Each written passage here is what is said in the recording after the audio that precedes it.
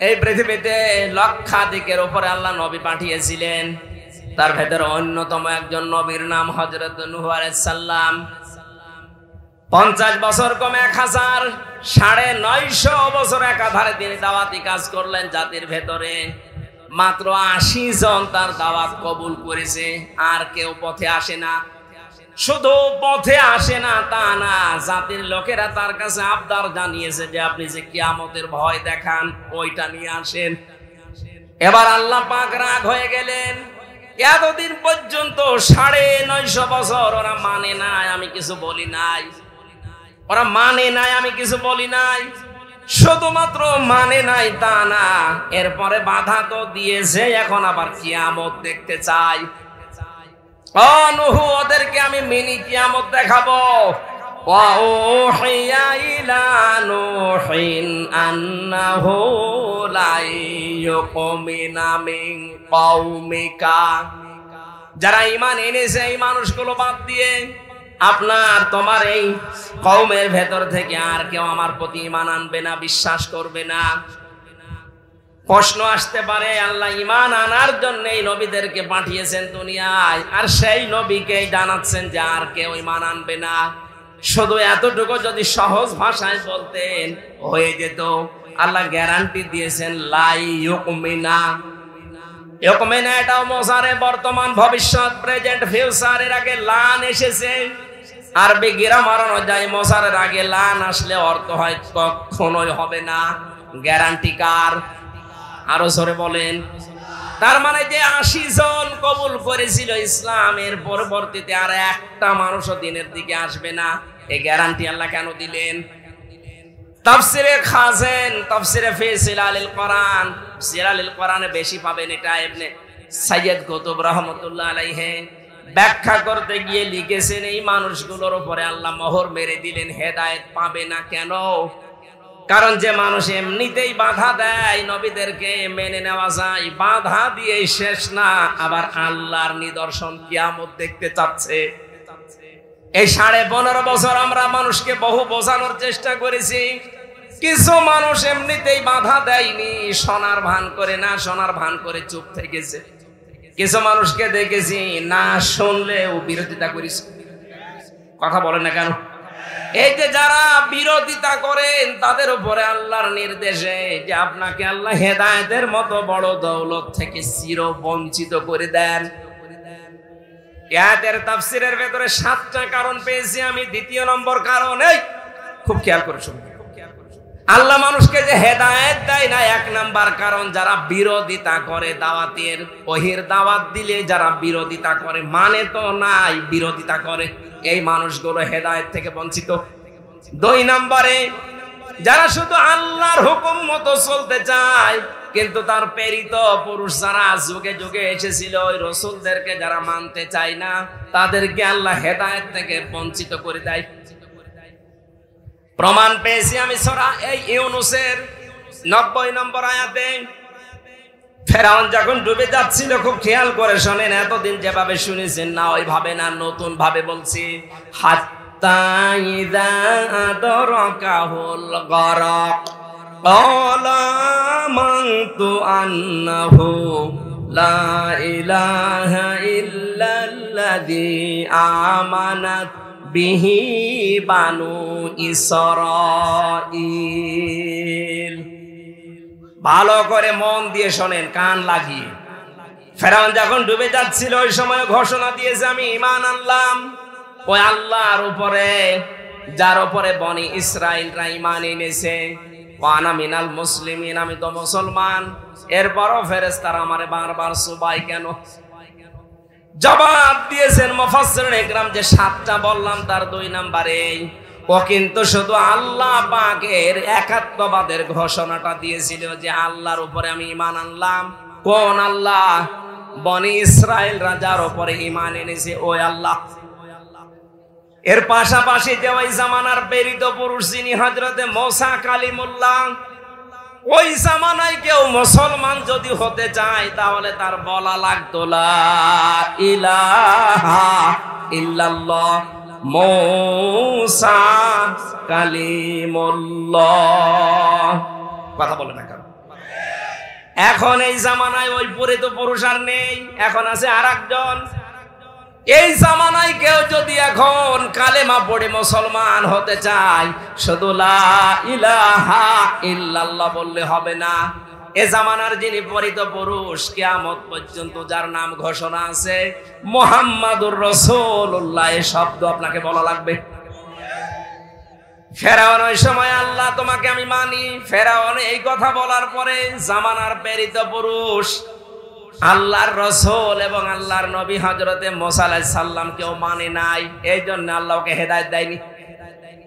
এই জামানায় এখন এই বাংলাদেশ সহ বিশ্বে যারা আমি নামাজ পড়ি, আমি রোজা রাখি, আমি হজ করে এসেছি, আমি আল্লাহ বিশ্বাস করি, আমিও জানি ওইটা, কিন্তু তার প্রেরিত পুরুষকে এই জামানায় এখন থেকে কিয়ামত পর্যন্ত আল্লাহর প্রেরিত পুরুষ আমাদের জন্য যিনি মুহাম্মাদুর রাসূলুল্লাহ, তার আদর্শ যদি আপনি মানতে না চান, নামাজ পড়ে রোজা রেখে হজ করে যাকাত দিয়ে মরণের সময় ফেরাউনের মতো মরণ হবে।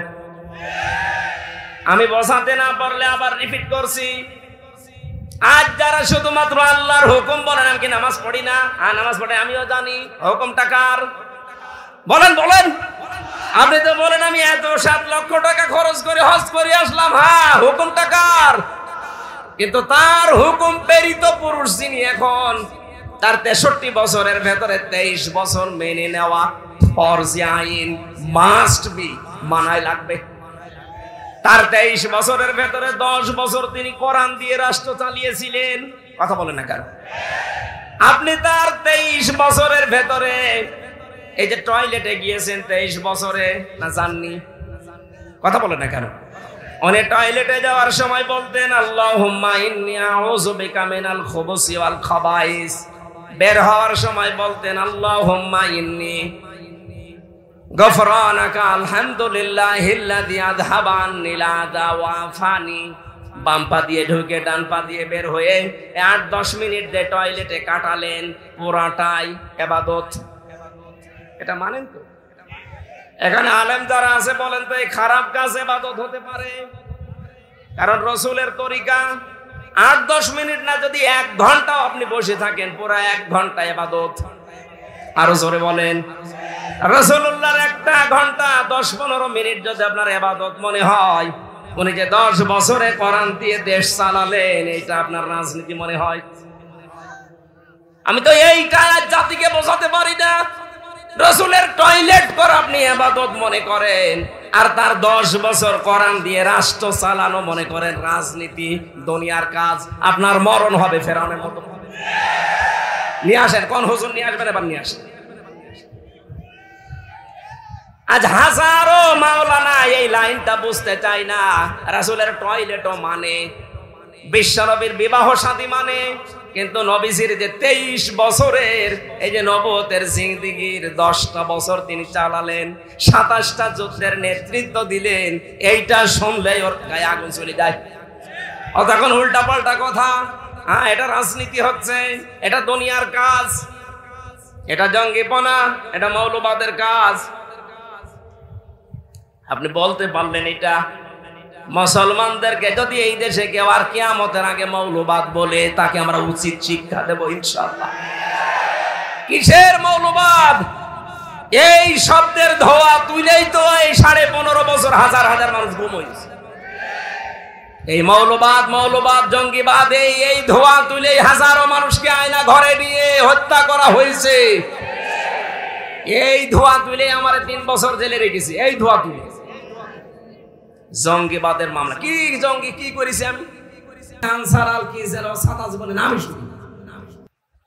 সুতরাং এই ধোয়ার কারো ফাঁদে পা দিয়ে যেন তুলতে না পারে কেউ। অনেকে দেখছি তুলছে যে মৌলবাদের উত্থান এই দেশে হবে না, এই কথা যারা বলছেন আপনি সংশোধন হবেন। মুসলমানদেরকে মৌলবাদ বললে এই দেশে আপনারও জায়গা হবে না ইনশাআল্লাহ।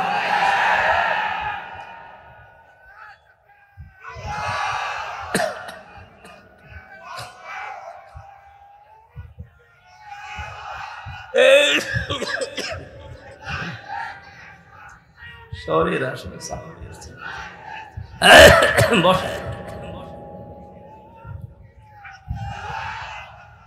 পানি খেলে আরো কাশি হয়েছে। ডাক্তার আমারে বলছিল যে স্যালাইন ঢুকিয়ে দেয়, আপনি হাসপাতালে শুয়ে থাকেন। এখন এই স্যালাইন দিয়ে কি এবার শুয়ে থাকা লাগবে?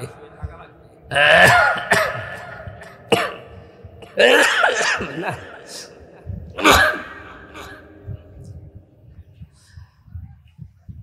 যতগুলো পয়েন্ট নিয়ে আসি সামনে সবগুলো বলতে গেলে তো শরীর সাপোর্ট করছে না, খুব তাড়াতাড়ি করি ভাই। হেদায়েত থেকে নিজেকে বঞ্চিত করে দিয়েন না।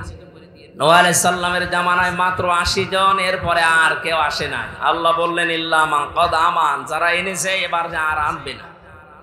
ফালা তাবতাইস বিমা কানু ইয়াফালুন, আফসোস করবেন না, হতাশ হবেন না, দুঃখে ভেঙে পড়বেন না, ওদের কাজগুলো ওদের করতে দিন। আমরা এইটার উপরে আছি, বহু ওয়াজ করেছি, 15.5 বছর চলছে, কোরআনের বাকি 50টা বছর চেষ্টা চালিয়েছি। হেদায়েত পাওয়ার মতো মানুষ আমরা দেখছি খুব কম। যদিও আগস্টের 5 তারিখের পর থেকে দেখতে পাচ্ছি হ্যাঁ অনেক কিছু বেড়ে গেছে। আল্লাহ পাক যেন এই ধারাটা অব্যাহত রাখেন, বলেন আমিন।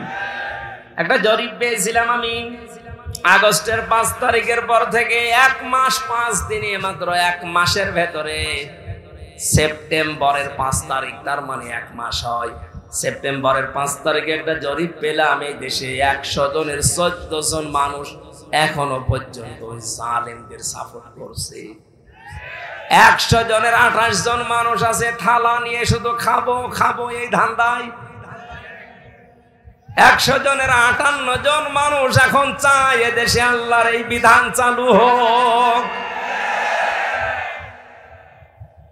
যেহেতু বাতাস লেগে গেছে, আল্লাহর রহমত অবশ্যই আছে, আমরাও চাই আর কিছুদিন যেতে দেন, দেখবেন এই দেশে 100 জনের 100 জনই চাইবে আল্লাহর এই বিধানটা কায়েম হোক। কিন্তু এই যে 28 জন থালা এখনো হাতে পায়নি, অথচ এর ভেতরে শুধু উল্টাপাল্টা কথা, দেন দেন, কি দেব? এক লোক বিবাহ করার পরে বাসর রাতে বউ রেখে বাইরে গেছে, দাদি শাশুড়ি এসে বলছে কি গো নাতি বউ, আমার কিন্তু নাতি চাই, পতি চাই। শাশুড়ি এসে বলছে বৌমা কি করবা আমি জানি না, আমার কিন্তু নাতি চাই। দেবর আর ননদ এসে বলছে ভাবি কি করবা আমরা জানি না, আমাদের কিন্তু ভাতিজা চাই। স্বামী এবার এসে বলছে কই আমার বেবি চাই।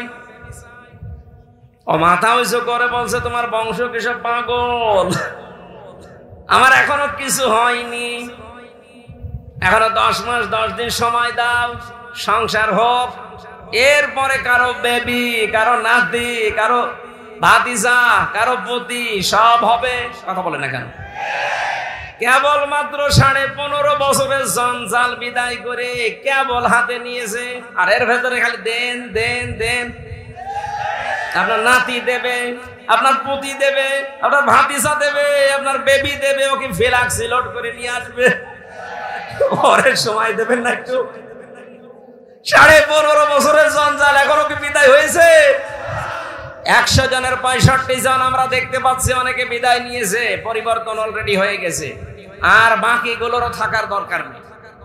পোড়াটা পাল্টিয়ে ফেলুক, সংস্কার করা, যেহেতু সংস্কার আন্দোলন, এটা যেই 9টা দফা দিয়েছিল ছাত্র আন্দোলনের এই ভাইরা, তার ভেতরে সংস্কার তারা চায়নি, আমরা চাই সংস্কার করে হাতে দিক, নাই তো এখন দেন দেন করলে আবার দিনের ভোট রাতে হয়ে যাবে।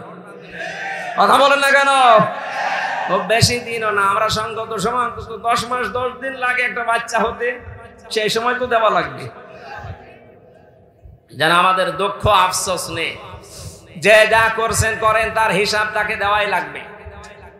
আল্লাহ রাব্বুল আলামিন হযরত নূহ আলাইহিস সালামকে এবার আদেশ দিলেন, ওরা যা আরম্ভ করেছে শুধু কিয়ামত চাই তা তো বলে না, আপনার উপরও এবার অত্যাচার জুলুম নির্যাতন একেবারে শেষ করে ফেললো। আমি আল্লাহ আপনাকে আদেশ দিলাম, ওয়াসনাইল ফুলকা বিআয়ুনিনা ওয়া ওয়াহয়িনা ওয়ালা তুখাতিবনি ফিল্লাযিনা যালামু ইন্নাহুম মুগরাকুন। রাব্বুল আলামিন বলেন একটা নৌকা কিস্তি বানাও, কিস্তি তৈরি করো, আমি আল্লাহর নির্দেশ মতো আমার চোখের সামনে, তার মানে আমার তত্ত্বাবধানে। নির্দেশ কার? আরো জোরে বলেন। আল্লাহ পাকের নির্দেশ মতো, তার ওহী মতো, তার চোখের সামনে, তার মানে তার কুদরত অনুযায়ী নূহ নবী নৌকা বানালেন 3 তলা। 3 তলা নৌকায় তিনি তুলতে বললেন তার আহাল পরিবারের শুধু সন্তান আর স্ত্রী বাদ দিয়ে বাকিগুলোকে। 2 নম্বরে জোড়ায় জোড়ায় পশু আর পাখিকে। 3 নম্বরে ওই 80 জন ইমানদারকে। মুফাসসিরে আয়াত থেকে তাফসিরে ফি জিলালিল কোরআন শিক্ষা দিতে চেয়েছেন, নূহ নবীর নৌকা এটা আল্লাহর নির্দেশে তৈরি হয়েছিল। আজ বাংলাদেশে অনেকে এই ঘোষণা কিন্তু দিয়ে ফেলেছিলেন, আমাদের এই নৌকা ও নূহ নবীর নৌকার সাথে মিল আছে। নূহ নবীর নৌকাকে আল্লাহ বললেন, তোমার আহাল পরিবারের ভেতরে যে 2 জন আছে বেঈমান, তোমার ছেলে আর তোমার স্ত্রী, তাদেরকে নেওয়া যাবে না। আর ওই যে 80 জন ইমানদার, ওদেরকে নাও, বাকি কোনো বেঈমান যেন নৌকায় না ওঠে। আর আপনি কি করলেন এই 15.5 বছরে? নৌকা তো পুরা বেঈমান দিয়ে ভর্তি করা। কোন ইমানদার ওই নৌকায় ছিল? যেটা মনে করতাম ইমানদার এই দরবেশ, এটা আরো বড় হারাম। দাড়ি কেটে নম হয়ে গেছে। 36,000 কোটি টাকা। জীবনে আমার মনে হয় আমি যদি 100 বছর হায়াত পাই, তাও গুণে শেষ করতে পারি। আমি গ্যারান্টি দিতে পারি, ডাক্তার শফিকুর রহমান জানিয়েছেন 5 বছর 10 বছরের জন্য একটু আমাদের হাতে দেন, 36,000 কোটি না, 36 পয়সা এদেশ থেকে চুরি হবে না ইনশাআল্লাহ। আপনি একটু দিয়ে দেখেন না কেন? 53 বছর তো বিভিন্ন জায়গায় আমরা দিয়েছি। বাবা চালিয়েছে, স্বামী চালিয়েছে, চাচা চালিয়েছে, আপা চালিয়েছে, বউ চালিয়েছে, ভাবি চালিয়েছে, সব তো দেখলাম। এখন একটু দেখতে মনে চাচ্ছে আল্লাহর এই কোরআন দিয়ে দেশটা চললে কেমন দেখা যায়। কথা বলেন না কেন? মিনি জান্নাত হয়ে যাবে দেশটা। কি মনে করেন আপনি? এর ভেতরে এমন শক্তি আল্লাহ দিয়েছে। খালি 500 আয়াত আছে শরীয়তের বিধান, এগুলো একটু চালু করে দেন, এই বাংলাদেশ মিনি জান্নাত হয়ে যাবে। অনেকে বলছে তাহলে একটু ডাল মাইল খাই, এগুলো কি হবে? আরে ভাই, আপনার ডাল খেতে মনে চাইবে না। মসজিদে প্রবেশ করলে কেউ কি লাল পানি খেতে চায়? ডাল খেতে চায়? বিড়ি খেতে চায়? যতই নিশা লাগুক, ডাল খেতে চাইলে মসজিদ থেকে বের হয়ে খান, কারণ ওই পরিবেশটাই ওই রকম। কোরআনে কারিমের 500 বিধান চালু করে দেন এই দেশে রাষ্ট্রীয় ভাবে, আল্লাহর কসম পুরা বাংলাদেশের 56,000 বর্গ মাইল হয়ে যাবে মসজিদের মধ্যে। তখন মনেও চাইবে না যে একটু লাল পানি খায়, একটু ডাল খায়, একটু আকিস বিড়ি খায়, আর মনে চাইবে না ইনশাআল্লাহ। আমরা চাচ্ছি ওইটাই, যে এমন মানুষগুলো আসুক। আপনি মানুষ জান্নাত চায় কিন্তু মরতে চায় না, ন্যায় বিচার চাই বারবার, অথচ ন্যায় বিচার করবে যারা সৎ লোক, সে মানুষগুলোকে আমরা দিতে চাই না। এই কথা বলেন না কেন? সুতরাং নূহ নবীর নৌকায় ওঠার শর্ত ছিল ইমানদার হওয়া লাগবে, আর আমাদের এমন নৌকা বেঈমান হওয়া লাগবে। আল্লাহ তাআলা বলেন, নৌকা যখন ছাড়বা সাবধান, ওয়ালা তুখাতিবনি ফিল্লাযিনা যালামু ইন্নাহুম মুগরাকুন। ওদেরকে আমি যখন ডুবাবো, এই জালেমদেরকে ডুবন্ত অবস্থায় দেখে, ওটা যদি ছেলে হয়, স্ত্রী হয়, তারপরও আমি আল্লাহর কাছে ওকে বাঁচানোর জন্য কোনো কথা বলতে পারবা না। আমার মনে হয় সেই পরিবেশে 15.5 বছর পরে আল্লাহ দিয়ে দিয়েছে। নৌকা যেমন ডুবতেছে, জালেমরাও বিভিন্ন জায়গায় ডুবতেছে। কথা বলেন না কেন? ইমানদার আমরা যারা আছি, যারা নির্যাতন অত্যাচার জুলুমের শিকার ছিলাম, এই মাজলুম মানুষ, ওদের দৃশ্য দেখে এখন যদি মায়া কান্না করে, না এটা আমার অমক দুলা ভাইয়ের শালীর মেয়ের অমক ছিল, এটা বাঁচাও না, জালেমদের ক্ষমা নেই। হ্যাঁ, কথা বলেন না কেন? এ ফতোয়া আমি নিজে বানালাম। ওয়ালা তুখাতিবনি ফিল্লাযিনা যালামু, জালেমদের পক্ষে ওকালতি করবেন না। ওদের শাস্তি যদি না হয়, নূহ আলাইহিস সালাম বলেছিলেন, রব্বিলা তাদার আলাল আরদি মিনাল কাফিরিনা দাজ্জারা, ওদের একটা আন্ডা বাচ্চা পর্যন্ত যেন জীবিত না থাকে, কারণ যেইটা বাঁচবে ওইটা আরেকটা হারামি জন্ম দেবে। আমরা চাচ্ছি আল্লাহর এই ফতোয়াকে সামনে রেখে কোন জালেমের পক্ষে ওকালতি করব না, ওর যা শাস্তিও আগে পাক, তাহলে এই দেশে আর কেউ নতুন করে জুলুম করার সাহস দেখাবে না ইনশাআল্লাহ। হাদিস পড়েছিলাম, যে ব্যক্তি কোরআন শরীফ পড়ে আর কোরআনকে এজহার করার চেষ্টা করে, এজহারের 7টা অর্থ আছে প্রধান। এর প্রথম অর্থ এজহার মানে দাঁড় করানো। এজহার মানে কি? এরপরে স্পষ্ট করা। এজহার মানে বিজয়ী করা।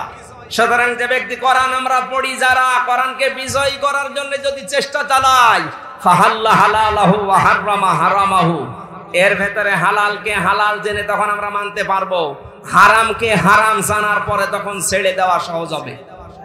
কথা বলেন না কেন? আল্লাহর নবী বলেন আদখালাহুল্লাহুল জান্নাহ। যদি পরিবেশ এরকম হয়ে যায়, কোরআন যদি বিজয় থাকে, হালালকে হালাল জেনে মানতে পারো, হারামকে হারাম জেনে ছেড়ে দিতে পারো, দেখবা পুরা পরিবেশটাই জান্নাতের পরিবেশ হয়ে যাবে। ওখান থেকে বিদায় নিলেই আদখালা, এটা মাঝি। নবীজি বলেন আদখালাহুল্লাহুল জান্নাহ, আল্লাহ তাকে জান্নাতে দিয়ে দিয়েছে। আমরা এরকম একটা দেশ চাই না যেখানে মরলেই জান্নাত পাওয়া যাবে। কথা বলেন ঠিক কিনা? আল্লাহ এরকম একটা পরিবেশ, আমার জীবনের সবচেয়ে বড় আকাঙ্ক্ষা, তামান্না, যে এটা দিয়ে দেশ চলছে, এটা যেন দেখে মরতে পারে। আল্লাহ পাক বলেন যারা শুনতে আসে তাদেরকে বলবেন ফাসতামিউ লাহু ওয়া আনসিতু, তারা যেন চুপ থাকে। 2 নম্বরে শোনে। 2টা কথা আল্লাহ তাদেরকে জানিয়েছেন, যদি মেনে নিতে পারেন লাআল্লাকুম তুরহামুন। আল্লাহ পাক বলেন আমার রহমত ওই জায়গায় নাজিল হবে। জোরে বলেন আল্লাহু আকবার। দল মত নির্বিশেষে যেটা পাওয়ার জন্য এই ময়দানে ছুটে এসেছি, সেটা আল্লাহর রহমত। সেটা কি? সুতরাং কোরআনের আলোচনা যখন আরম্ভ হয়েছে, 1 নম্বরে চুপ থাকেন, 2 নম্বরে শোনেন। এটা আপনাদের দায়িত্ব। আমরা যারা বলতে এসেছি, আমাদের দায়িত্ব কি?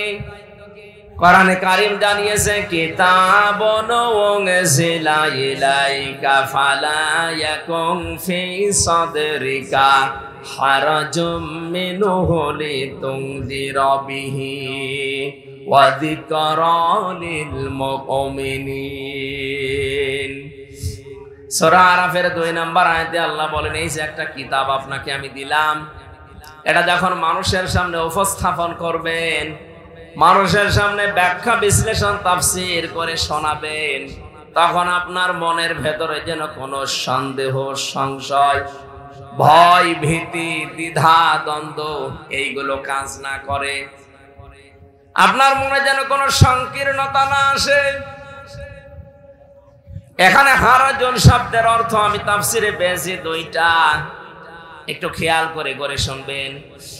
1 নম্বরে যখন আপনি কোরআন মানুষের সামনে উপস্থাপন করবেন, আপনার এই কথা শোনার পরে সামনে যারা বসে আছে অনেক মানুষ এমন থাকবে, আপনার বক্তব্য না বোঝার কারণে তারা মন খারাপ করতে পারে। এরকম শ্রোতা নেই দেশে? বলেন না কেন?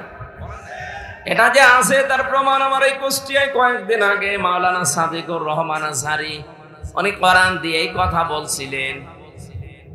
তাফসীরের নাম বলার পরেও কিছু মানুষ দেখলাম রেগে গেছে। এটা অবশ্যই তারা না বোঝার কারণে রাগ করেছে। কথা বলা রাখবে। কোন মুসলমান দাবি করার পরে আল্লাহর কোরআনের কথা শুনলে রাগ হবে এমন মুসলমান এই দেশে আছে না? নেই। হয়তো না বোঝার কারণে মন খারাপ করে। আর একটা কারণ আছে।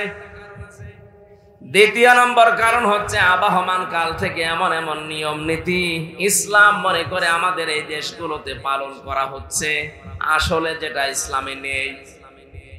কোরআনের ব্যাখ্যা করতে গেলে ওইগুলো তো টিকবে না, কারণ কোরআন হচ্ছে আলো, আর যত পাপাচারের কাজ আছে সব হচ্ছে অন্ধকার।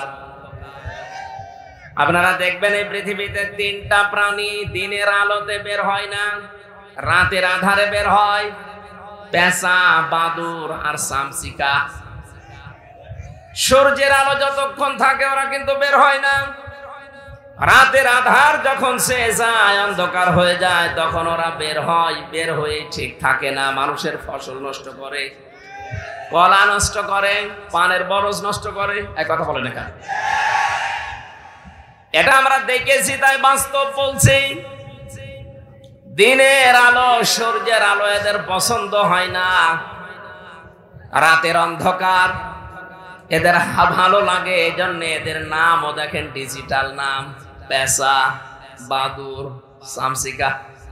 এর নাম শুনে বোঝা যাচ্ছে ও চেহারা কেমন হবে। কথা বলে দেখেন। যদি আজ বাস্তবে অনেকের নামের সাথে বাস্তবের মিল পাওয়া যাচ্ছে না, যিনি পালিয়েছেন ওনার নামটা কিন্তু অনেক সুন্দর ছিল, হাসিনা। হাসিনা মানে সুন্দরী।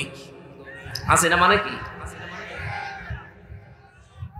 এত একটা সুন্দর নাম নিয়ে এমন ঘৃণিত কাজ করে গেল দুনিয়াতে।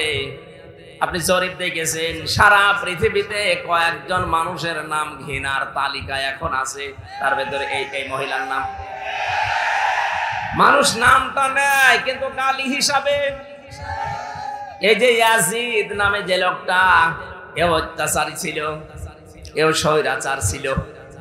নামটা কিন্তু ভালো, কিন্তু স্বৈরাচার অত্যাচারী হওয়ার কারণে আল্লাহ নামটা গালি বানিয়ে দিয়েছে।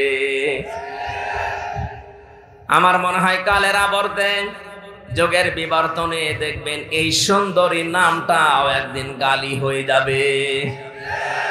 কারণ যার জীবনে জুলুম বেশি, যার জীবনে অত্যাচার বেশি, তাকে সৃষ্টি জগতের কাছে আল্লাহ ঘৃণিত করে দেয়। আরে দায়িত্ব আল্লাহ নিজে নিয়েছেন। বাস্তবতা এটাই। দেখেন কোন হিন্দুকে যদি বলেন ভাই আপনার ছেলে হয়েছে ইয়াজিদ, রাখেন, নাম হলো গালি। এমনকি কাউকে যদি রাগাতে চান, শুধু কার কাছে বলবেন ইয়াজিদের বাচ্চা, এমনি রেগে যাবে। মারাও লাগবে না, চোখ গরম দেওয়া লাগবে না, শুধু বলবেন ইয়াজিদের বাচ্চা, রেগে বাঘ হয়ে যাবে। কথা বলে না কেন? এত সুন্দর নামকে জুলুম করার কারণে আল্লাহ যদি এত ঘৃণিত বানিয়ে দিতে পারেন, আপনার নাম যতই ভালো হোক, যে কাজ করলেন, আমি তো নিজেরটাই বলছি, আমার উপরে আপনি যা করেছেন নির্দেশ দিয়ে, 3টা বছরে যত অত্যাচার, জুলুম আর নির্যাতন আমার উপরে গিয়েছে। ব্যারিস্টার আরমানের কথা, আমান আজমি ভাইয়ের কথা বাদ দিলাম, ওনার তো আরো উপরে।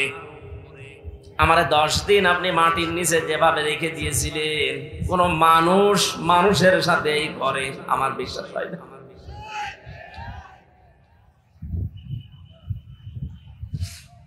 এই অত্যাচার গুলো করার কারণে আমার তো যতটুকু এখন বাস্তবে জ্ঞান পেয়েছি, আমি দেখেছি আমার সংসারের দিকে তাকিয়ে, এদেশের 18 কোটি মানুষ যদি ওই মহিলাকে মাফ করে দেয়, ব্যারিস্টার আরমানের বউ জীবনও মাফ করবে না। আর আমার মেয়েটা, ছোট মেয়েটা, এত রাগ ওই নামটা শুনলে ওরে গিয়ে যায়, অথচ নামটা কত সুন্দরী। জালেমদের উপরে আল্লাহ সৃষ্টি জগতের ভেতরে ঘৃণা তৈরি করে দেয়। এ দায়িত্ব হামজার না, এ দায়িত্ব কার? যেহেতু পেশাবাদর শামসিকার নাম শুনলে বোঝা যাচ্ছে চেহারাও কিরকম হবে। রাতের অন্ধকার বেছে নেওয়ার কারণে ঠিক থাকে, রাতে বের হয়ে শুধু ক্ষতি করে। আজ যারা জুলুমের অন্ধকার বেছে নিয়েছিলেন, আজ যারা শিরকের, কুফরের, বেদাতের অন্ধকারের পথ বেছে নিয়েছেন, আপনারাও মানুষের ক্ষতি করার জন্য, ঈমান ধ্বংস করার জন্য আপনারা রাতের অন্ধকার পাপের কাজগুলো বেছে নিয়েছেন। এটা যদি ইসলামে নেই, এই শিরক ইসলামে আছে, বেদাত আছে, বলেন এ জুলুম নেই ইসলামে। এই কাজগুলো যারা করবে, পৃথিবীর ময়দানে মহান আল্লাহ পাক বলেন, এই মানুষগুলোর সামনে আপনি কোরআন উপস্থাপন করতে গেলে ওদের তো ভালো লাগবে না, কারণ মানুষগুলো দেখবে আমির হামজা যা বলতে চায় এগুলো আমার সাথে মেলে না। ও তখন রাগ করতে পারে। আপনার হাদিয়া তোফা নজর নেওয়া, যেমন কি আপনার যাওয়া আসায় পর্যন্ত প্রতিবন্ধকতা সৃষ্টি হতে পারে। 1500 বছর আগে এই কথা আল্লাহ কোরআনে জানিয়েছেন হারজনের ব্যাখ্যায়। অথচ বাংলাদেশে এখন এই 1500 বছর পরে দেখলাম খাপের খাপ মিলে যাচ্ছে। মুসলমানদের ভেতরে হয়তো কেউ না বোঝার কারণে মন খারাপ করে, আর কিছু মানুষ যারা আল্লাহ রাসূলে বিশ্বাসী, এরা যখন দেখে যে না কোরআনে যা বলে এটা তো আমার বাবার দরবারের সাথে মিলছে না, আমি যে রাজনীতি করি এর সাথে মিলছে না, তখন ওরা বলবে হুজুর কোরআন হাদিসের কথা বলেন। আমি কি বাবার কথা বলছি নাকি? সেদিন দিনাজপুরে ছিলাম, উনি আমার কানে কানে বলছে হুজুর এমন কোন কথা বলবেন না যেন আমার গায়ে লাগে। আমি আপনার চিনি। কোথায়? আমার বাড়ি কুষ্টিয়া, আপনার বাড়ি দিনাজপুর। 250-300 কিলোমিটার পথ, এত দূর পর্যন্ত এসে জীবনে আপনাকে আমি দেখি, উনি আপনার নামও শুনিনি। আপনার বিরুদ্ধে যাবে মানে আপনার পক্ষে যাওয়ার মতো কোনো কথা আমার আল্লাহ কোরআনে দেয়নি। কারণ আপনি যদি জালেম হয়ে থাকেন, মুনাফিক হয়ে থাকেন, আপনার পক্ষে কোনো কথা কোরআনে আছে? এক কথা বলেন আছে? আমি কি নতুন করে কিছু বানাবো নাকি?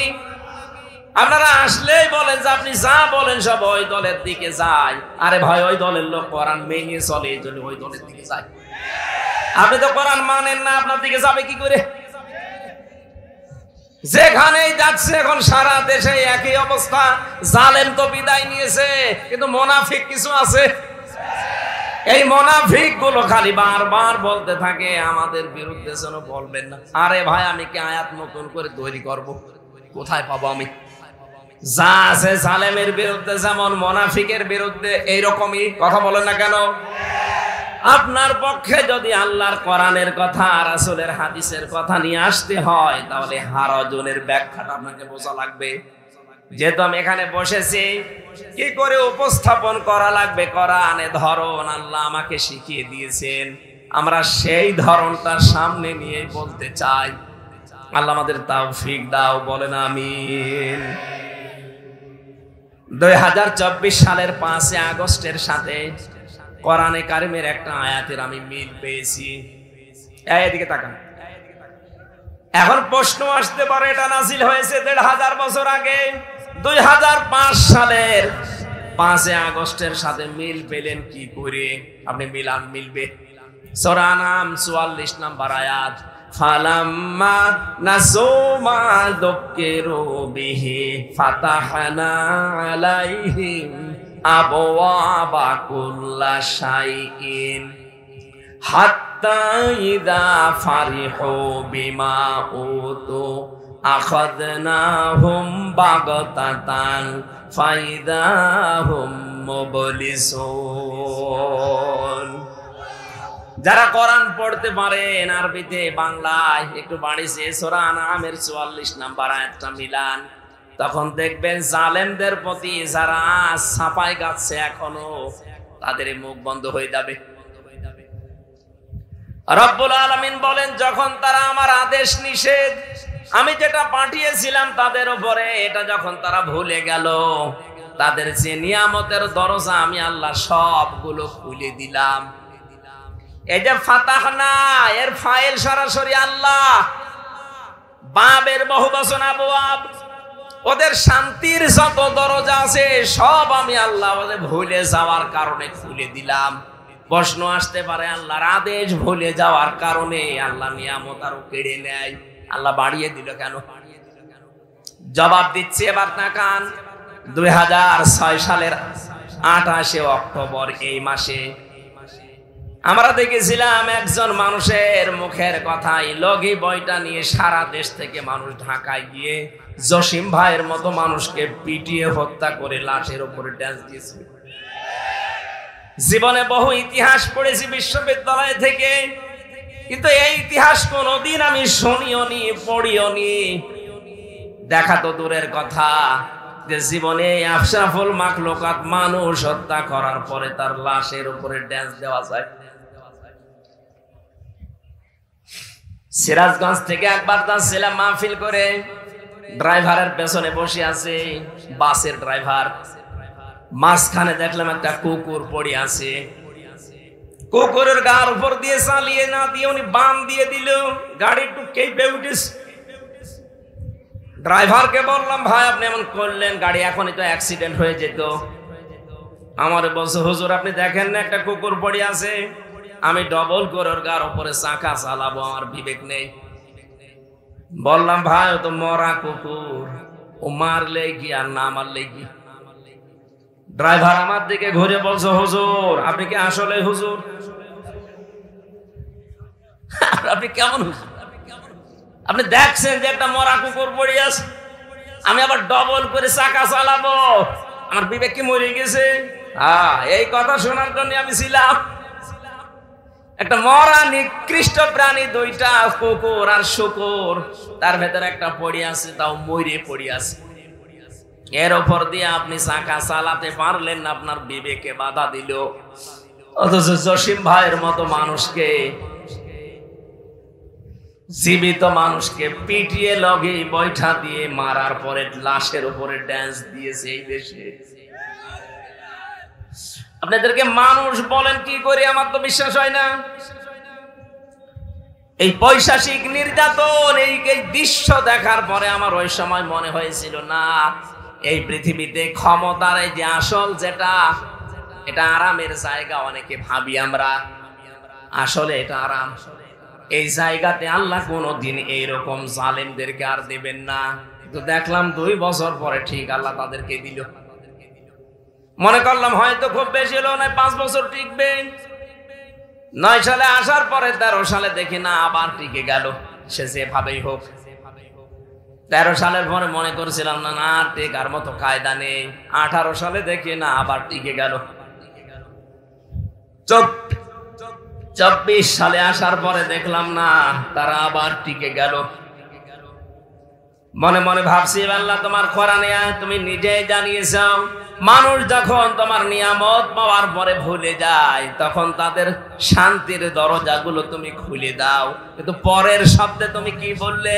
হাত্তা ইদা ফারিহু বিমা উতু, যখন তারা আমার দানকৃত এই বস্তু, এই শান্তি, স্বস্তি, নিরাপত্তা, প্রভাব প্রতিপত্তি, ক্ষমতা, এগুলো পাওয়ার পরে যখন আনন্দে আত্মহারা হয়ে যায়, আল্লাহ বলেন আখাযনাহুম বাগতাতান, আমি আল্লাহ আকস্মিক ভাবে তাদেরকে আমি নিজে ধরি।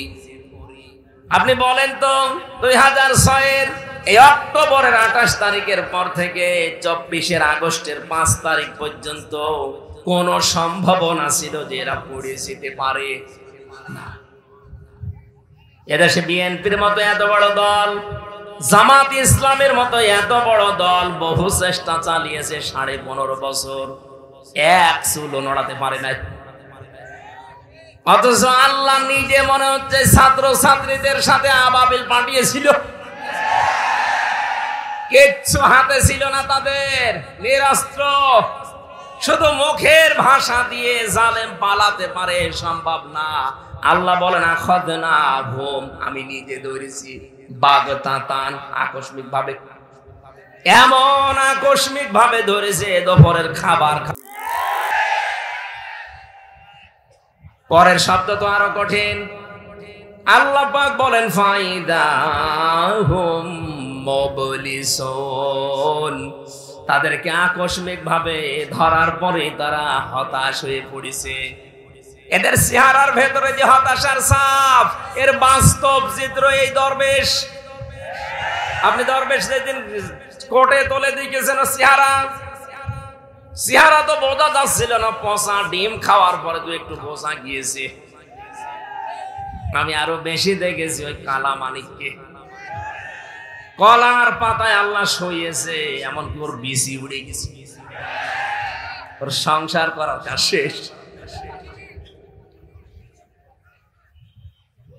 সূরা আলে ইমরানের 178 নম্বর আয়াতে আমি এর সাথে মিল পেয়েছি, ওয়ালা ইয়াহসাবান্নাল্লাযীনা কাফারু আন্নামা নুমলি লাহুম খায়রুল লিআনফুসিহিম ইন্নামা নুমলি লাহুম লিয়াজদাদু ইসমা ওয়া লাহুম আযাবুম মুহিন।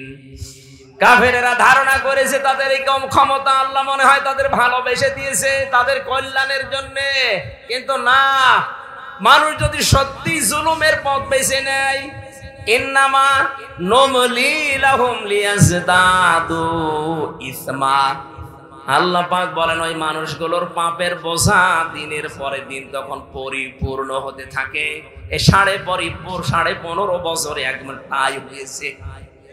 পরিপূর্ণ যখন হয়ে গেছে পাপের বোঝা, ওয়ালাহুম আযাবুম মুহিন, ওদের জন্য অপমানজনক শাস্তি আল্লাহ রেডি করে রেখেছে। যেটা এখন দেখতে পাচ্ছি, একটা দেশ কত নিম্নগামী হলে, কত দুর্নীতিগ্রস্ত হলে জাতীয় মসজিদের ইমাম পর্যন্ত পালিয়ে যায়। 350 এমপি একবারে পালিয়েছে, পৃথিবীর ইতিহাসে আমি পড়ে পাইনি। ওই 850 বছর আগের এক ইতিহাস পড়েছিলাম, লক্ষণ সেন পালিয়েছিল। আরে 850 বছর পরে পৃথিবীর ইতিহাস পাল্টিয়ে ওনার নাতি পাল্টিয়েছে। কথা বলে না কেন?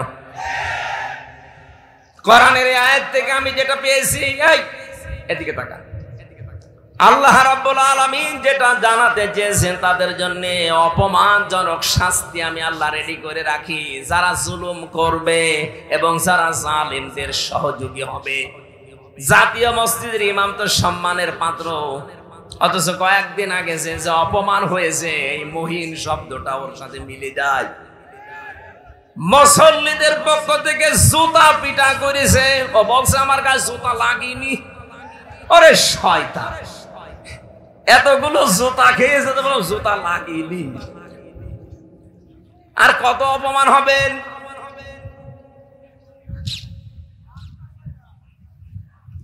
রাজশাহীবাসী সূরা নামের 44 নম্বর আয়াতের পরের অংশ বলছি এবার। ওদের যে আল্লাহ হতাশ করে দিয়েছে, ওরা নিরাশ হয়ে গেছে। আল্লাহ বলেন ফাকুতি আদাবিরুল কওমিল্লাযিনা যালামু, জালেমদের শিকড় কেটে দেওয়া হয়েছে। কেটেছে কে জানা নেই। ফাকুতিয়া মজহুল, এর ফাইল জানা নেই। সুতরাং এই দেশে জালেমদের শিকড় কাটা আরম্ভ হয়েছে। এদেশে জালেমদের কোনো শিকড় থাকবে না। কে কাটবে কেউ জানবে না। আমরা চাই যারা বড় জালেম ছিল, যারা মাঝারি জালেম ছিল, যারা ছোট জালেম ছিল, প্রত্যেকের তালিকা করে করে মোড়ে মোড়ে টাঙিয়ে দেন। কোন জালেম যেন আর এই বাংলাদেশে প্রবেশ করতে না পারে, নিজের এলাকায় যেন আর প্রতিষ্ঠা না পায়। এই কথা বলা লাগবে। এটা ওদের জুলুমের পুরস্কার। কারণ জালেমদের দুনিয়াও শেষ, আখিরাত তো শেষ হয়ে গেছে আগেই। জালেমদের জন্য আখিরাতে কিচ্ছু নেই। জালেম মরবে আর জাহান্নামে যাবে। কারণ জালেমরা আল্লাহর মামলার আসামি। শব্দটা অনেক ভারী।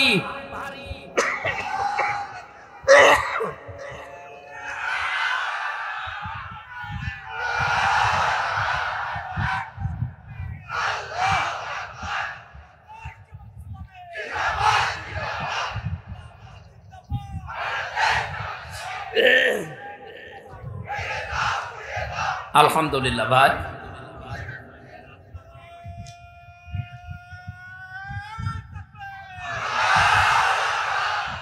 যারা এখনো পর্যন্ত এই দুঃসাহস দেখাচ্ছেন যে আমি পাশাপাশি আছি, চট করে ঢুকে পড়বো, আগে কিন্তু আর সেই 2024 সালের 5 আগস্টের আগের বাংলাদেশ এখন আর নেই। আমি সারা বাংলাদেশের 560টার উপরে থানায় ঘুরছি। সারা দেশে অবস্থায় একই। জালেম দেখলেই তাদের শিকড় কেটে দিচ্ছে। কোরআন জানাচ্ছে, কে কাটছে জানা নেই। জালেমদের ভেতরে ভয় লাগিয়েছে কে? যারা নিজেরা ভয় পায় তার প্রমাণ ওই যে গোপালগঞ্জের উনি বলছে, আপা ভয় পাবেন না, আপনি ঘাবড়াবেন না, আপনি ঘাবড়ালে আমরা নরম হয়ে যাই। ওরা যে নরম হয়েছে, ওদের শিকড় যে কেটে গেছে, এ কথা কার? জালেমদের ব্যাপারে ভয়ঙ্কর একটা কথা কোরআনে কারিমে আমি পেয়েছি। সূরা শূরা 42 নম্বর আয়াত, ইন্নামাস সাবিলু আলাল্লাযিনা ইয়াযলিমুনান নাস। আল্লাহ পাক বলেন, অবশ্যই আমি নিজে কিয়ামতের ময়দানে জালেমদের বিরুদ্ধে বাদী হয়ে মামলা দায়ের করব। এদেশের 1628টা চেয়ার ছিল, 1628টা চেয়ারে যারা ছিল প্রত্যেকটা মানুষ এই দেশের জনগণের কাছে জালেম হিসাবে পরিগণিত। কথা বলা লাগবে। এই 1628টা চেয়ারের কারণে আজ হাজার হাজার মানুষ গুম হয়ে গেছে, খুন হয়ে গেছে, বছরের পরে বছর আমার মতো জেল খেটেছে। কত কিছু থেকে তারা বৈষম্যের শিকার ছিল। এমনিতেই ছেলে মেয়েরা ফুসে ওঠেনি। বিশ্ববিদ্যালয় থেকে অনার্স মাস্টার্স করে ফার্স্ট ক্লাস ফার্স্ট হওয়ার পরেও তার জায়গায় সে যেতে পারবে না। এর চাইতে বৈষম্য আর কি হতে পারে? আমরা চাই কিয়ামতের আগে এই বৈষম্য যেন এদেশে আর ফিরে না আসে। জালেমরা যেহেতু এই দেশে হামজার মামলার আসামি না, এরা সরাসরি মামলার আসামি। কার? এখানে কোন জালেম এদেশে থাকতে পারবে না। এদেশে থাকতে হলে মানুষের বন্ধু হয়ে থাকা লাগবে। নবীজির হাদিস ছিল খায়রুন নাস মাইয়ানফাউন নাস। হাদিসের ব্যাখ্যার দিকে আমি পড়েছি, নবীজি কিন্তু এ কথা বলেন না যে সর্বোত্তম মানুষ ওই লোকটা যে লোকটা মুসলমানের উপকার করে না। খায়রুন নাস মাইয়ানফাউন নাস। ইয়ানফাউ মুজারে বর্তমান ভবিষ্যৎ, প্রেজেন্ট ফিউচার, নাস মানে মানুষ। নবীজি খায়রুন নাস ইয়ানফাউল মুসলিমুনা বলতে পারতো না? পৃথিবীতে যারা মুসলমানের উপকার করে এরাই উত্তম না। মানুষ হয়ে যদি কেউ মানুষের উপকার করে, মানুষকে সাহায্য করে, তাকে একটু এগিয়ে দেওয়ার জন্য চেষ্টা চালায়, আল্লাহর দরবারের উত্তম মানুষ। সুবহানাল্লাহ বলতে পারেন না? এটা আমার মনে হয় এই বাংলাদেশে সবচাইতে বেশি এই হাদিসটা মেনে চলছে এখন আমিরে জামাত ডাক্তার শফিকুর রহমান। আপনি দেখছেন না 5 তারিখের পর থেকে তার অ্যাক্টিভিটিস। বিশ্ব নবিকাতের স্ত্রী খাদিজাতুল কুবরা রাদিয়াল্লাহু তাআলা আনহা 5টা বিষয়ে সান্ত্বনা দিয়েছিলেন যে আপনি তো এই 5টা কাজ করেন, আপনাকে আল্লাহ ভয় দেখাবে না। আপনি ভয়হীন, আপনাকে কেউ ভয় দেখাতে পারে না। তার 2 নাম্বারে এটা ছিল ওয়া তাহমিলুল কাল্লা। আপনি মানুষের বোঝা হালকা করে দেন। এই 15.5 বছরে কত মানুষের বোঝা আপনি আরো ভারী করে দিয়ে গেলেন। বিশেষ করে 5 আগস্টের আগ পর্যন্ত এই দেশে 2780 জন এখনো পর্যন্ত হাসপাতালে কাতরাচ্ছে। তারা তাদের পরিবারের কাছে, ভাই বোনের কাছে, মা বাবার কাছে বোঝা। এই কথা বলে না কেন? 1080 জনের উপরে শহীদ হয়েছে এই দেশে। এই মানুষগুলো পরিবার চালাতো, অথচ পরিবারের জন্য তারা বোঝা। হাজার হাজার কোটি কোটি টাকা ঋণের বোঝা বাংলাদেশে রেখে আপনি পালিয়ে গেলেন। আপনি নবীর উম্মত হতে পারবেন? নবীর আদর্শ ছিল বোঝা আরো হালকা করে দেওয়া। আর এমন দেশ আপনি উপহার দিয়ে চলে গেলেন। এখন আমার একটা মেয়ে যদি এই দেশে আসে, জন্ম নেয়, সে 1 লাখ টাকা তার মাথার উপরে বোঝা। হাজারো মানুষের বোঝার কারণ আপনি হাজার হাজার লক্ষ লক্ষ মানুষের মাথার উপরে যে বোঝাগুলো দিয়ে গেলেন, চিন্তার বোঝা, খাদ্যের বোঝা, কত রকমের বোঝা তাদের মাথার উপরে দিয়ে আপনি আরামে খাচ্ছেন। আর নিজে নিজে মোবাইল করে করে ফোন আলাপ ফাঁস করেন মানুষকে ভয় দেখাতে। আপনার এই এই এই বাটপারি মানুষ বুঝে ফেলেছে। ও নিজে নিজে ওগুলো করে, এডিট করে, এরপরে ছাড়ে যেন নিজের ভেতরে, মানুষের ভেতরে একটু সঞ্চার হয় আসার। এটা মানুষ কিন্তু বুঝে ফেলেছে যে নিজে নিজে ফোন করে ফোন আলাপ আপনি ফাঁস করছেন। এদেশের সত্যি বলছি আমি, সারা দেশ ঘুরে অবস্থায় একই। কোন জালেমের ঠাঁই এদেশে আর হবে না। আশা করছি কোন জালেম যদি ধরা পড়ে ওর উপযুক্ত শাস্তি না দিয়ে যেন আদালত জামিন না দেয়। দেখছি কয়েকজন জামিন পাচ্ছে। যারা দায়িত্বে আছেন সাবধান, উর্মির মতো করবেন না। উর্মির মতো যদি আপনিও ধরা পড়েন, আপনার জীবন কিন্তু দেশের মানুষের হাতে চলে যাবে আজরাইল আসার আগেই। আজরাইল জান কবজ করতে আসবে পরে, আগে করবে জনগণ। এই জন্য আশা করবো কোন জালেম যদি সত্যিই প্রমাণ হয় এটা জালেম জুলুম করেছে, তার যেন জামিন না হয়। আমি বিনা কারণে যদি 3 বছর জেল খাটতে পারি, জালেমদের তো 9 বছর খাটা দরকার। কথা বলা যাবে না, কথা বোঝার চেষ্টা করো। আমি যে কথাটা বোঝাতে চাচ্ছি, আমরা যেহেতু এমন একটা পরিবেশ, এমন একটা দেশ চাচ্ছি, বিশ্ব নবীকে তার স্ত্রী সান্ত্বনা দিয়েছিলেন, হে আমার স্বামী, আপনি কখনো ভয় পাবেন না, কারণ যে মানুষগুলো মানুষের বোঝা হালকা করে দেয় তাদেরকে আল্লাহ নির্ভয় করে দেয়। এর বাস্তব প্রমাণ যার নাম বললাম, এই লোকটা, আমি নিজে তার সাথে ছেলেছিলাম, তার যে তাকওয়া, এই লোকটার যে ইবাদত বন্দেগী আমি কাছ থেকে দেখেছি, আল্লাহর উপরে তার যে তাওয়াক্কুল, ভরসা, এমনি এমনি তৈরি হয়নি। এই মানুষটা একামতের দিনের এই লাইনে আসার পর থেকে জীবন উৎসর্গ করে দিয়েছে মানবতার জন্য। এই দেশে 18 কোটি মানুষের এই একজনের নামে শুধু বানাই, ডাক্তার শফিকুর রহমান, মানবতার ফেরিওয়ালা। বিশ্ব নবীকে তার স্ত্রী খাদিজা বলেছিল এটা। আপনি ভয় পাবেন না, কোনো কিছু আপনাকে ভয় দেখাতে পারে না, কারণ আপনি মানুষের বোঝা হালকা করেন। আপনি কোন নবীর উম্মত দাবি করছেন, মানুষের বোঝা আরো ভারী করে দিচ্ছেন। আমার পরিবারে 3টা বছরে যে বোঝা তৈরি করে দিয়ে গেলেন, আমার বাবা অসুস্থ, আমার মা অসুস্থ, আমার ম্যাডাম লাইফ সাপোর্টে ছিল কয়েকদিন আগেও, মেয়েটা আইসিইউতে, আর আমি জেলখানায় পড়ে আছি 3 বছর। কোনো কিছু করার পরে যদি আমার দিতেন আমি মেনে নিতাম, কিচ্ছু জানি না। আপনি নিজেই বলতেন রিমান্ডে এসে, বলে না আপনি জানি কিছু করেননি, তারপরও উপরের নির্দেশ। এই ঠনকো একটা মামলা দিয়ে, মামলায় যদি আমার সাজাও লাগিয়ে দিত, তাও সর্বোচ্চ 3 মাস। অথচ 33 বারের উপরে মামলাটা আমার সিএমএম কোর্ট, জজ কোর্ট, হাইকোর্ট, 33 বার আমার বাবা, আমার চাচা, আমার যারা শুভাকাঙ্ক্ষী ছিল, জোর জোর করে তুলেছিল মামলা, জামিন দেয়নি। কয়েকদিন আগে মামলাটা পুরা খারিজ হয়ে গেছে। বিচারপতি ওইটা দেখার পরে বলছে, কি দেখে বিচার করবো, এর ভেতরে কোনো মাল নেই। এর ভেতরে মাল নেই, 3 বছর তো মামলা আপনার কাছে ছিল, এতদিন তো বলেননি যে মাল নেই। উনি এই কথাই আমারে বলতো, আমি পরে পরবর্তীতে কথা বলেছিলাম, বলছো হুজুর আমার হাত বাঁধা।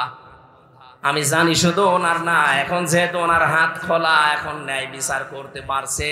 এদেশে 1628টা চেয়ার আছে, আব্দুল হান্নান ভাই সহ প্রত্যেকটি মানুষের চেয়ারের হাত যেন আবু সাইদের মতো খোলা থাকে।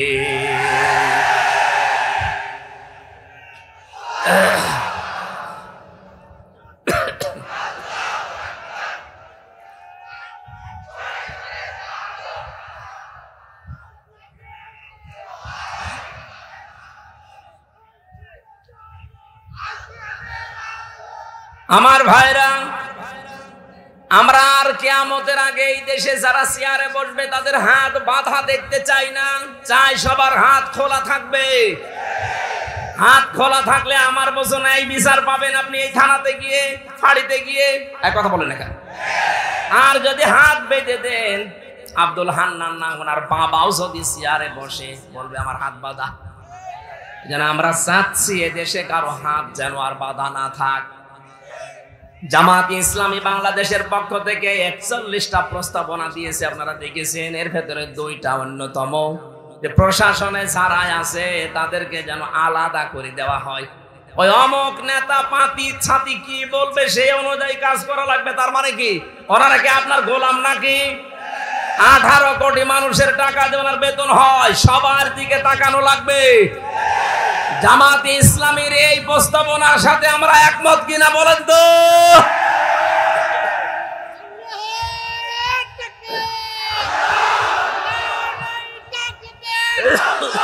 আলহামদুলিল্লাহ।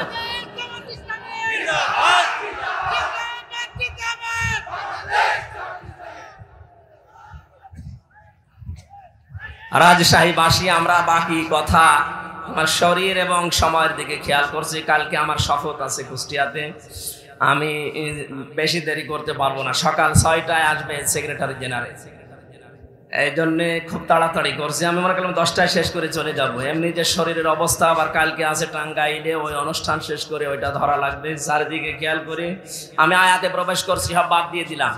সূরা হুদ থেকে একটা মাত্র আয়াত পড়েছি, 36 নম্বর আয়াত। এখন এই ঐতিহাসিক প্রেক্ষাপটের ব্যাকগ্রাউন্ডের পরে শিক্ষা এগুলো সব বলতে গেলে অনেক সময় যাবে। আমি সব বাদ দিয়ে সরাসরি প্রবেশ করছি নাকি, জবান ছেড়ে আমরা কোরআনে প্রবেশ করি। আউযু বিল্লাহি মিনাশ শাইতানির রাজিম, বিসমিল্লাহির রহমানির রহিম। وَأُوحِيَ إِلَى نُوحٍ أَنَّهُ لَن يُؤْمِنَ مِن قَوْمِكَ إِلَّا مَن قَدْ آمَنَ فَلَا تَبْتَئِسْ بِمَا كَانُوا يَفْعَلُونَ।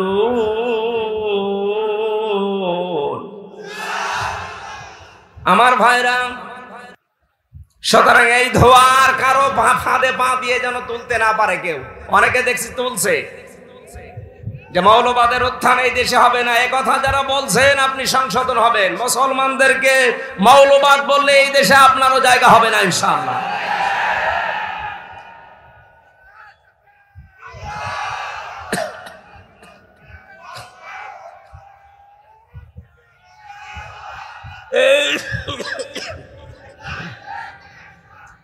শরীর আসলে বসে পানি খেলে আরো কাশি হয়েছে। ডাক্তার আমারে বলছিল যে স্যালাইন ঢুকিয়ে দেয়, আপনি হাসপাতালে শুয়ে থাকেন। এখন এই স্যালাইন দিয়ে এবার শুয়ে থাকা লাগবে।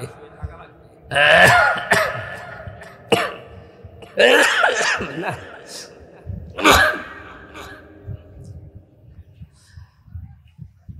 যতগুলো পয়েন্ট নিয়ে আসি সামনে সবগুলো বলতে গেলে তো শরীর সাপোর্ট করছে না, খুব তাড়াতাড়ি করি ভাই। হেদায়েত থেকে নিজেকে বঞ্চিত করে দিয়েন না। নূহ আলাইহিস সালামের জামানায় মাত্র 80 জন, এরপরে আর কেউ আসে না। আল্লাহ বললেন ইল্লা মান ক্বাদ আমান, যারা এনেছে এবার আর আনবে না। ফালা তাবতাইস বিমা কানু ইয়াফআলুন, আফসোস করবেন না, হতাশ হবেন না, দুঃখে ভেঙে পড়বেন না, ওদের কাজগুলো ওদের করতে দিন। আমরা এইটার উপরে আছি, বহু ওয়াজ করেছি, 15.5 বছর চলছে, কোরআনের বাকি 50টা বছর চেষ্টা চালিয়েছি। হেদায়েত পাওয়ার মতো মানুষ আমরা দেখছি খুব কম। যদিও আগস্টের 5 তারিখের পর থেকে দেখতে পাচ্ছি হ্যাঁ অনেক কিছু বেড়ে গেছে। আল্লাহ পাক যেন এই ধারাটা অব্যাহত রাখেন, বলেন আমিন। একটা জরিপ পেয়েছিলাম আমি, আগস্টের 5 তারিখের পর থেকে 1 মাস 5 দিনে, মাত্র 1 মাসের ভেতরে সেপ্টেম্বরের 5 তারিখ, তার মানে 1 মাস হয়। সেপ্টেম্বরের 5 তারিখে একটা জরিপ পেলাম, এই দেশে 100 জনের 14 জন মানুষ এখনো পর্যন্ত জালেমদের সাপোর্ট করছে। 100 জনের 28 জন মানুষ আছে থালা নিয়ে শুধু খাবো খাবো এই ধান্দায়। 100 জনের 58 জন মানুষ এখন চায় এদেশে আল্লাহর এই বিধান চালু হোক। যেহেতু বাতাস লেগে গেছে, আল্লাহর রহমত অবশ্যই আছে, আমরাও চাই আর কিছুদিন যেতে দেন, দেখবেন এই দেশে 100 জনের 100 জনই চাইবে আল্লাহর এই বিধানটা কায়েম হোক। কিন্তু এই যে 28 জন থালা এখনো হাতে পায়নি, অথচ এর ভেতরে শুধু উল্টাপাল্টা কথা, দেন দেন, কি দেব? এক লোক বিবাহ করার পরে বাসর রাতে বউ রেখে বাইরে গেছে, দাদি শাশুড়ি এসে বলছে কি গো নাতি বউ, আমার কিন্তু নাতি চাই, পতি চাই।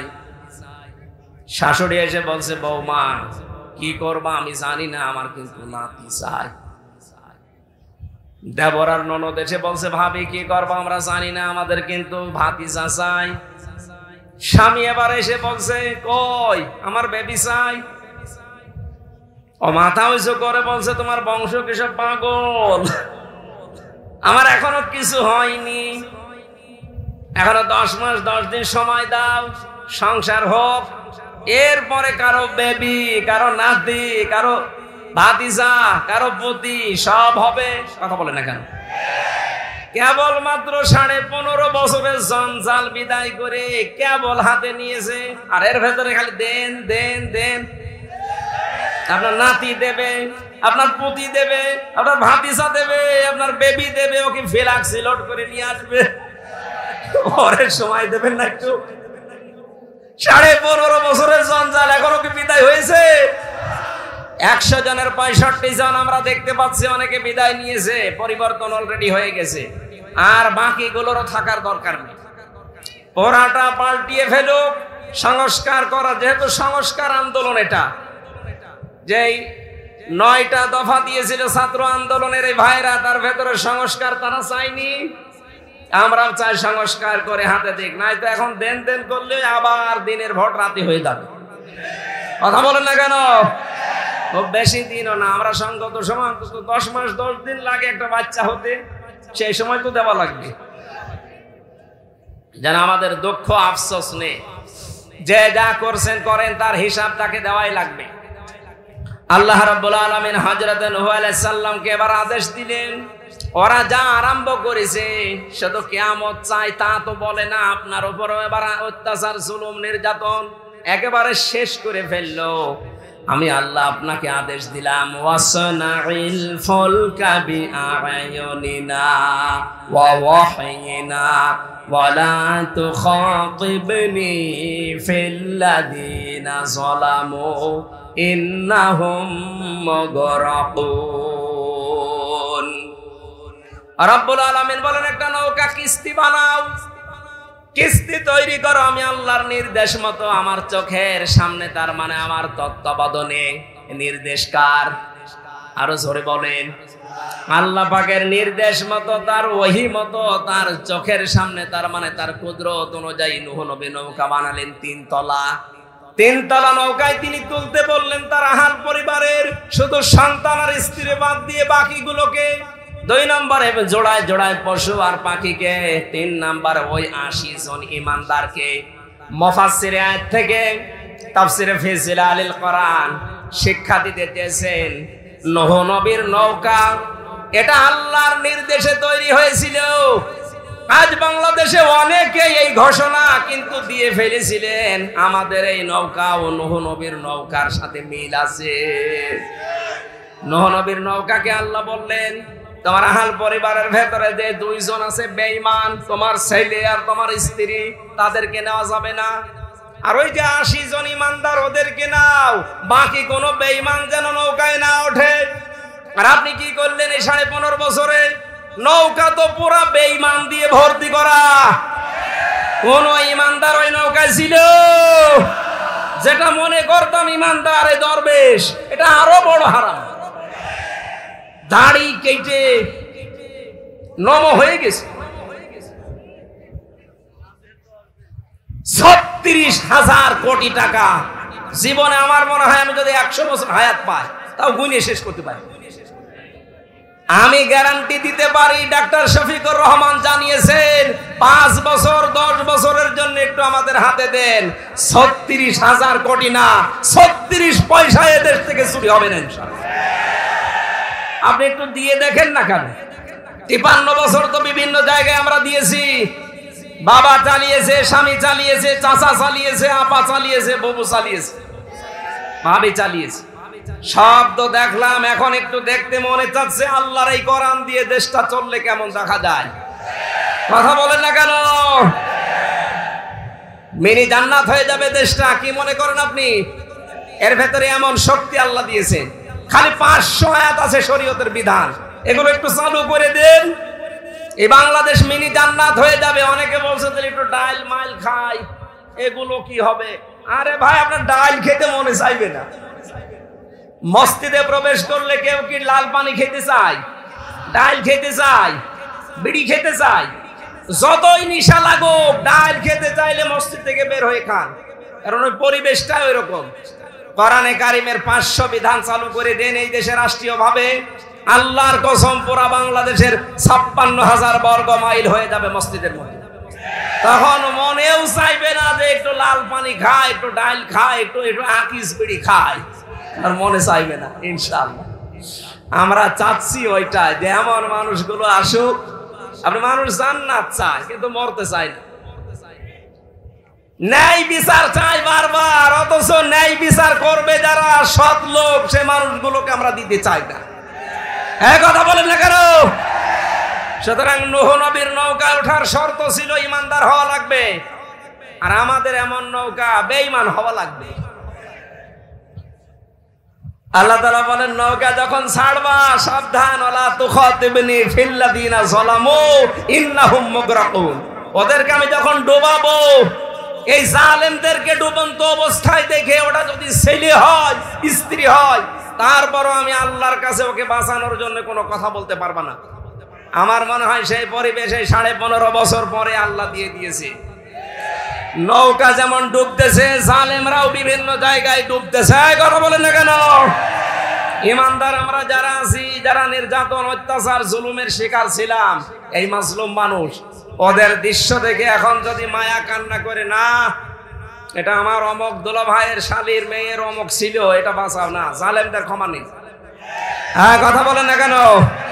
এ ফতোয়া আমি নিজে বানালাম, ওয়ালা তুখাতিবনি ফিল্লাযিনা যালামু। জালেমদের পক্ষে ওকালতি করবেন না, ওদের শাস্তি যদি না হয়, নূহ আলাইহিস সালাম বলেছিলেন, রব্বিলা তাদার আলাল আরদি মিনাল কাফিরিনা দাজ্জারা। ওদের একটা আন্ডা বাচ্চা পর্যন্ত যেন জীবিত না থাকে, কারণ যেইটা বাঁচবে ওইটা আরেকটা হারামি জন্ম দেবে। আমরা চাচ্ছি আল্লাহর এই ফতোয়াকে সামনে রেখে কোন জালেমের পক্ষে ওকালতি করব না, ওর যা শাস্তিও আগে পাক, তাহলে এই দেশে আর কেউ নতুন করে জুলুম করার সাহস দেখাবে না ইনশাআল্লাহ। হাদিস পড়েছিলাম, যে ব্যক্তি কোরআন শরীফ পড়ে আর কোরআনকে এজহার করার চেষ্টা করে, এজহারের 7টা অর্থ আছে প্রধান। এর প্রথম অর্থ এজহার মানে দাঁড় করানো। এজহার মানে কি? এরপরে স্পষ্ট করা। এজহার মানে বিজয়ী করা। সুতরাং যে ব্যক্তি কোরআন আমরা পড়ি, যারা কোরআনকে বিজয়ী করার জন্য যদি চেষ্টা চালাই, ফাহাল্লা হালালাহু ওয়া হারামা হারামাহু, এর ভেতরে হালালকে হালাল জেনে তখন আমরা মানতে পারবো, হারামকে হারাম জানার পরে তখন ছেড়ে দেওয়া সহজ হবে। কথা বলেন না কেন? আল্লাহর নবী বলেন, আদখালাহুল্লাহুল জান্নাহ। যদি পরিবেশ এরকম হয়ে যায়, কোরআন যদি বিজয় থাকে, হালালকে হালাল জেনে মানতে পারো, হারামকে হারাম জেনে ছেড়ে দিতে পারো, দেখবা পুরা পরিবেশটাই জান্নাতের পরিবেশ হয়ে যাবে। ওখান থেকে বিদায় নিলেই আদখালা, এটা মাঝি। নবীজি বলেন, আদখালাহুল্লাহুল জান্নাহ, আল্লাহ তাকে জান্নাতে দিয়ে দিয়েছে। আমরা এরকম একটা দেশ চাই না যেখানে মরলেই জান্নাত পাওয়া যাবে। কথা বলেন ঠিক কিনা? আল্লাহ এরকম একটা পরিবেশ, আমার জীবনের সবচেয়ে বড় আকাঙ্ক্ষা, তামান্না, যে এটা দিয়ে দেশ চলছে এটা যেন দেখে মরতে পারে। আরো জোরে বলেন আমিন, বলেন আমিন। এই আকাঙ্ক্ষা আল্লাহ যেন পূরণ করেন আমাদের। আল্লাহুম্মা আমিন। লা ইলাহা ইল্লা আনতা সুবহানাক ইন্নী কুনতু মিনাজ জালিমিন। রব্বুল আলামিন, অসুস্থ শরীর নিয়ে ঘন্টা খানিক কথা বলেছি তোমার বান্দা বান্দীদের সামনে। কোরআনে কারিমের যে কথা বোঝাতে চেয়েছি, আশা করি সবাই বুঝেছে। এটা আমল করার তৌফিক সবাইকে দিয়ে দাও। বড় আশা, বড় আকাঙ্ক্ষা, বড় তামান্না জীবনে আমার, তোমার এই কালাম দিয়ে বাংলাদেশটা চলছে এটা দেখার। আল্লাহ আমার চর্ম চোখে এটা দেখে মরার তৌফিক দিও। যে পরিবেশ তুমি আমাদের হাতে তুলে দিলে, পরিবেশটা তুমি দীর্ঘস্থায়ী করে দাও। কোরআনে কারীম যেন তোমার এই জমিনে বাস্তবায়ন হয়ে যায়। বান্দা বান্দীদের মন দিল এই দিকে ঝুঁকিয়ে দাও। এ বিশাল আয়োজন করতে গিয়ে বাংলাদেশ জামাত ইসলামী কিশোরহাট পৌরসভার উদ্যোগে যারা শ্রম দিল, আল্লাহ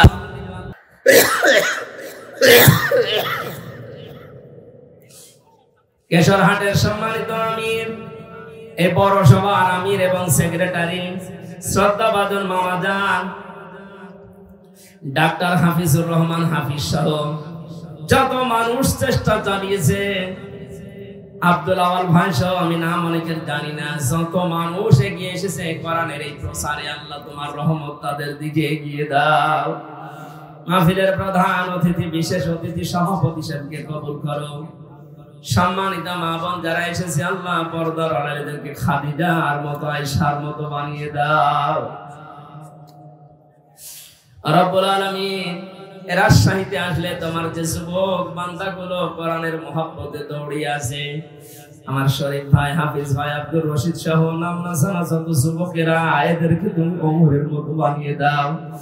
এ মাহফিলের স্বেচ্ছাসেবকের দায়িত্বে যারা আছে এদেরকে কবুল করো। প্রশাসনের যে ভাইগুলো এসেছে, নিজেদের মা বাবা, আত্মীয় স্বজন, সন্তান আদি ছেড়ে বাংলার বিভিন্ন প্রান্তে যারা দায়িত্ব পালন করে, আল্লাহ এদের দায়িত্বটা ইবাদত হিসাবে মেনে নাও। বারাকাল্লাহু লানা ওয়া লাকুম ফিল কোরআনিল আযীম। আমি নিজে সহ যারা অসুস্থ আছি, আমাদের শেফায়ে কামেলা আজরা নসিব করো। এলাকায় মাটির নিচে যত মানুষ ঘুমিয়ে আছে, আল্লাহ কোরআনের ইজ্জতে মাফ করে দাও। আগামীতে এই অনুষ্ঠানটা কোরআনের প্রচারের জন্য আরো বিশাল আকারে কবুল করে নাও। রব্বুল আলামিন মানবতার ফেরওয়ালা ডাক্তার শফিকুর রহমান থেকে শুরু করে যত মানুষ একামতের দিনের দায়িত্ব এই দেশে যান